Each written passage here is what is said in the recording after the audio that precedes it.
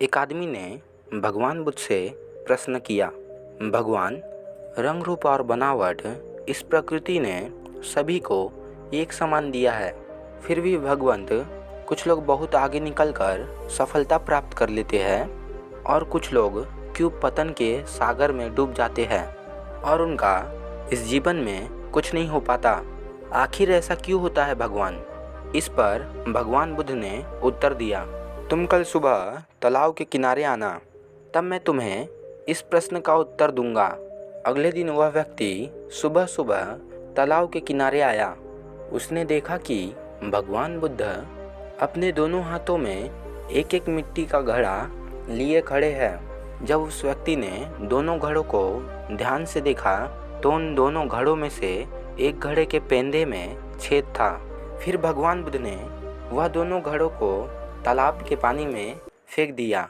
दोनों घड़ों के तालाब में फेंकते ही जो सही वाला घड़ा था, जिसमें किसी प्रकार का छेद नहीं था, वह घड़ा तालाब में तैरता रहा और जिस घड़े के पेंदे में छेद था वह घड़ा तालाब में थोड़ी देर तक तैरता रहा, पर जैसे जैसे उसमें पानी भरता गया वह डूबता ही चला गया और अंत में वह पूरा डूब गया।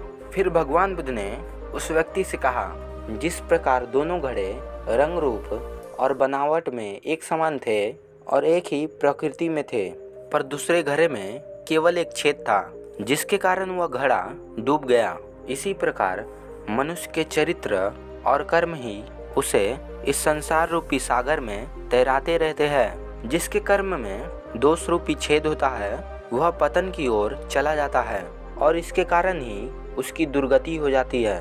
और इसी के विपरीत जो व्यक्ति अच्छे कर्म करता है वह इस संसार में सफल बन जाता है। दोस्तों, उस व्यक्ति को अब अपने प्रश्न का उत्तर मिल चुका था। अब वह जान गया था किस प्रकार मानव की दुर्गति हो जाती है और वह किस प्रकार पतन की ओर बढ़ने लगता है। दोस्तों, इसलिए जीवन में अच्छे कर्म का बहुत बड़ा महत्व है। अच्छे कर्म करने से ही हमारा जीवन बदल सकता है और हमें बहुत सुख शांति मिल सकती है। धन्यवाद। दोस्तों, यह कहानी आपको कैसी लगी हमें कमेंट में बताना ना भूलें।